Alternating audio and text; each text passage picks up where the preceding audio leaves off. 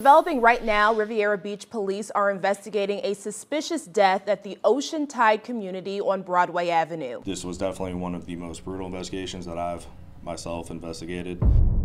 Living in a small house by the beach is a dream for many of us, but that dream turned into a nightmare for one resident of Riviera Beach, Florida.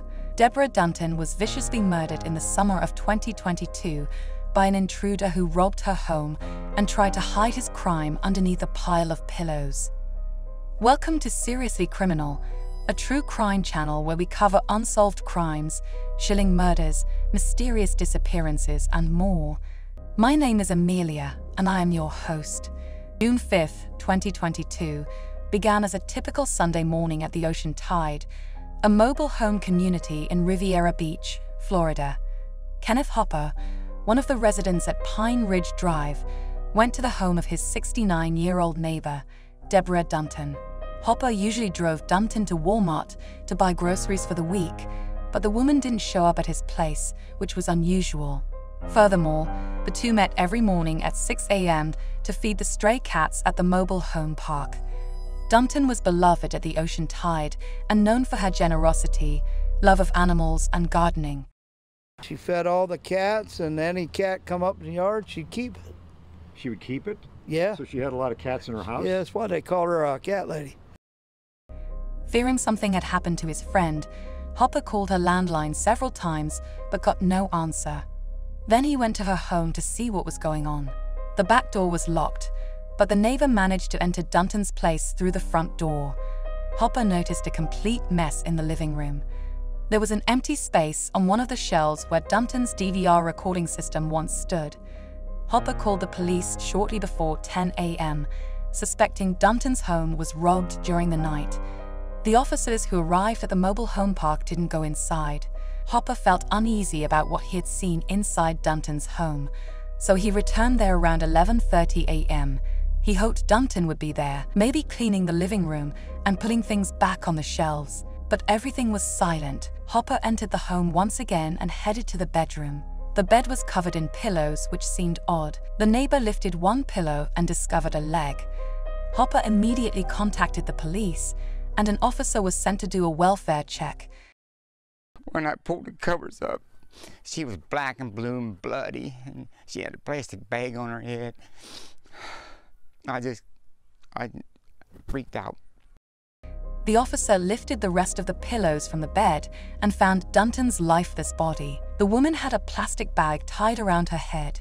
Detectives from the Strategic Investigation Division were called to the scene, and the search for the killer began. The autopsy confirmed the cause of death was asphyxiation, but there were several bruises on Dunton's body, namely on her face. The Palm Beach County Medical Examiner's Office also noted several stab wounds on the victim's lower abdomen. The state of the crime scene suggested that the killer had taken several items from Dunton's home. Besides the DVR, Dunton's revolver and cell phone were missing. The neighbor who had called the police said that Dunton had $1,000 in cash lying around. Police say Strain ransacked Dunton's home, stole about $1,000 cash and her home security cameras and a .22 caliber handgun she had for protection. The forensic unit processed the scene and collected the evidence, including the DNA left on the bedding. Now it was up to the investigators to find who had murdered Deborah Dunton in such a monstrous way. Phone was stolen from her home. They hoped the device would lead them to the killer. Indeed, the phone wasn't turned off, and it was on West 11th Street. A patrol car was sent to that location, and they found an unnamed 50-year-old woman with the device. According to her, she didn't know Dunton, or that the phone was stolen. It was given to her by a 45-year-old acquaintance. The woman told the officers they would probably find him in a nearby park, which they did. The man became the first eyewitness because he probably talked to the killer. His story was that he was approached by two men in the early morning hours of June 5th, and they wanted to buy drugs from him. The two were interested in marijuana and MDMA. In exchange, one of them offered a phone and a knife. The timeline checked out because the robbery and the murder had already happened by then. The witness was willing to cooperate with the police and shared additional information about the potential killer. According to him, the suspect who was in possession of the phone was seen on June 4th hanging out at the Riviera Beach City Marina. He was tall, skinny, and dark-skinned. Furthermore, the suspect had a very distinctive hairstyle. That was through the teamwork and effort of all my colleagues, surrounding agencies, and through eyewitness testimonies and multiple, we'll say, phone records, things like that. So it was just a culmination of everything put together that was able to establish the probable cause.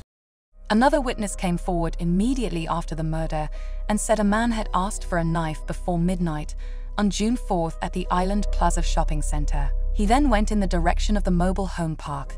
Less than an hour later, the man returned to the shopping center with a bag. He was acting paranoid and had trouble breathing.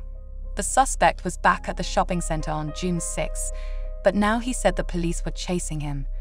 This statement prompted the witness to ask where was his knife, and the suspect promised he would give him another one.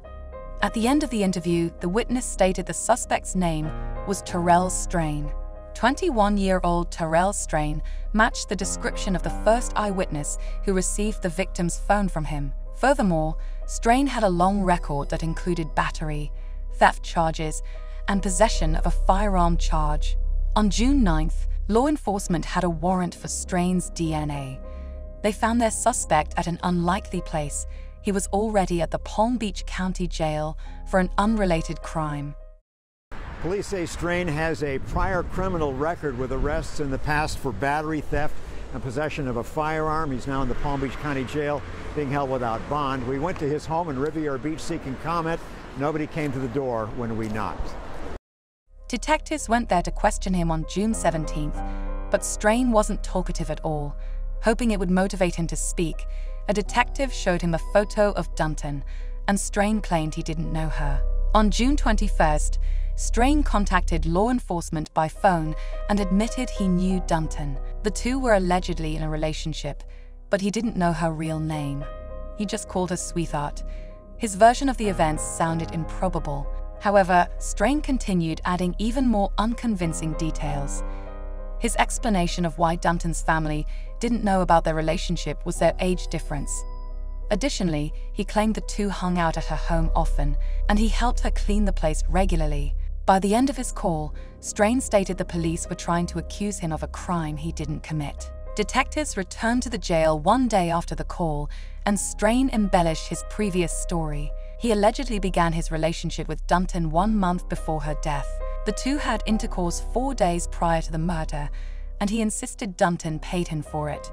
Interestingly, the detectives who interviewed Strain both times never mentioned that Dunton was dead. Dunton's neighbors confirmed they had never seen Strain at the mobile home park, and he most certainly didn't visit Dunton. Police discovered the woman after doing a welfare check. They do not believe that the woman and Strain ever knew each other, and they believe he saw it as a crime of opportunity. It was clear that the suspect made the entire story up. By the end of June, another witness talked to the police, saying he encountered Strain one day after Dunton's death. The suspect was trying to purchase drugs, but said he didn't have any money, only a firearm he had stolen from the mobile home park. The same witness confirmed he also had the DVR system with him, and Strain placed it in a trash can behind a gas station. The eyewitness testimonies were supported by the surveillance videos, and the investigators were certain Strain was their guy. The evidence that sealed the case was a DNA sample collected from one of the pillowcases on Dunton's bed. It was left there by Strain. Luckily, he was already behind bars and couldn't hurt anyone else. Pleases me to be able to tell you guys that Terrell Strain is currently being housed at the Palm Beach County Jail and will remain there until his trial begins.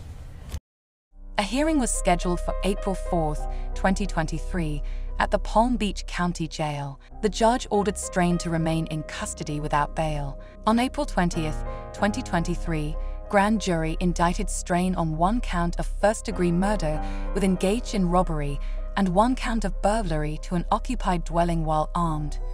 He pleaded not guilty and is facing life in prison. Riviera Beach Police Department held a press conference 1 day later in which the detectives shared that Dunton and Strain didn't know each other before the murder. Was there any evidence during their investigation that they knew each other, the victim and the suspect, or no? No. How did he pick this victim? I believe it's our belief that it was a crime of opportunity. The victim's residence was the closest to the Broadway corridor.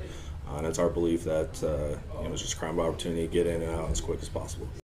Strain likely entered Dunton's house because it is next to Broadway, which allowed him to make a quick escape. Considering he had taken several items and money from the residence, the motive was a robbery. Neighbors from the mobile home park still remember Dunton, and Kenneth Hopper even adopted her cats. They are well taken care of in Okeechobee, Florida, where Hopper moved after the murder. Let me know your thoughts about this ruthless crime in the comments below.